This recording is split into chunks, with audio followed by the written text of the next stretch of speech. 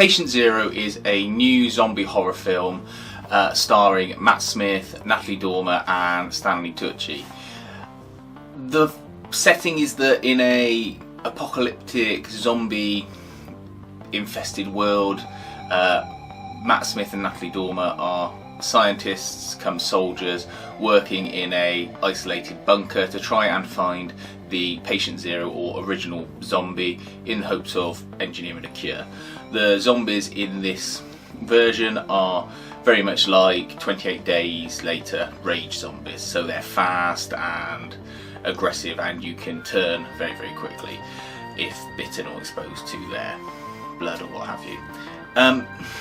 The film obviously brings up thoughts of Day of the Dead, where that's also set in a bunker, and there are mirroring tensions between scientists and soldiers. Day of the Dead is one of my favourite of the Romero Dead series, and this doesn't come anywhere near to touching it. The worst part and the first part that you have to deal with in this is Matt Smith's accent. It's absolutely appalling. There's a sort of certain thing with actors where they always put on their CVs that they can do horse riding and accents, and you imagine their agents going, "Yeah, don't worry, love, we'll sort it out later. Let's get you in the door and get you the part." His accent is terrible. He's got this awful sort of transatlantic, nowhere American accent, and it just sounds like someone in a drama class putting one on, or someone doing a jokey accent down in the pub. It's awful, and I don't know why someone didn't just say to them, look, just do your normal voice. Natalie Dormer doesn't have to do an accent, she's an English scientist, and there's no real explanation or rationale behind him doing it, and it's so bad that it takes you out of the plot every time he opens his mouth. The next thing is Natalie Dormer herself. She's does a good acting job in this, but considering they're meant to be at the sort of end of their tether and it's almost the end of the world, they've got this sort of packed in bunker with lots of refugees and low supplies, she still manages to look amazing. She's got her hair done, her makeup on, she looks like she's just come out of a salon, and really they should have just made her look a little bit scruffy. It is jarring compared to everyone, all the soldiers are all like haggard and dirty and everyone else is sort of a mess, but she's clean and pristine and lovely, and it just jars with the film. Otherwise her acting's good. The best part of the film is Stanley Tucci. He plays a intelligent zombie. There's no explanation as to why, it's just, well, I suppose there is an explanation. What he says to Matt Smith is that everyone in the world is different anyway, so why would they expect that every zombie would be the same? And it's a good point, well made, and that's one of the strengths to this film, is the scenes between Matt Smith and Stanley Tucci when they're talking and sort of philosophising over the world and how zombies are viewed, etc. They're the strongest parts of the film. The end of the film is weak and the start of the film is better, but not up to the central bit where they're talking.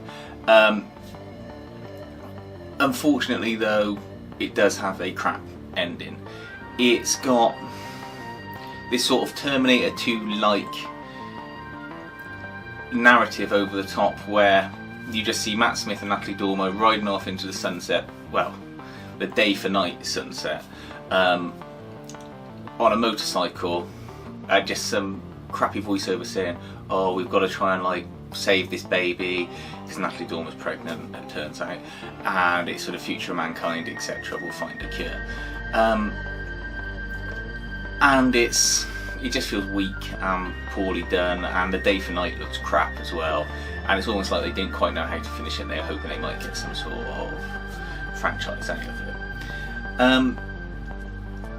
The main sort of plot point gimmick of this film is that Matt Smith has been bitten and can talk to zombies.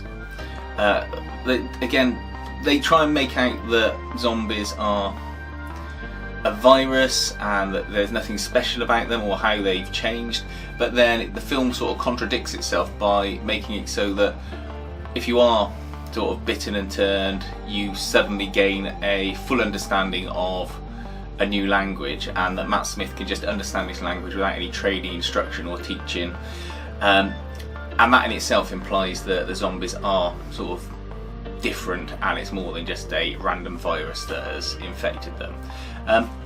It's quite good how they do the transferring of speak from zombie talk, which is just grunts and snarls, to understandable English in the film. They use a similar technique as in Hunt for Red October, where they push in to Matt Smith talking in his zombie language, and then as the camera sort of goes through a wall of the isolation cube that the zombie and Matt Smith are in, it suddenly turns to English.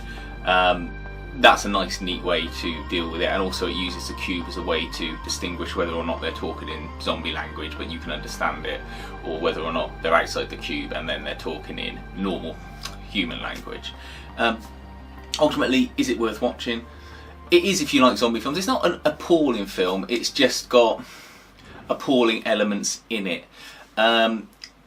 It's well made, it's well shot, it's got lots of good actors in it, and yeah, if you see it come up on something like a streaming service, it's definitely worth watching for an hour and a half of, you know, relatively good quality zombie fun. It's just a shame that the trailer made it look way better than it actually was, and well, I'll leave it to you to watch it and decide what plot holes you think do or don't ruin it and what elements you think are bringing it down.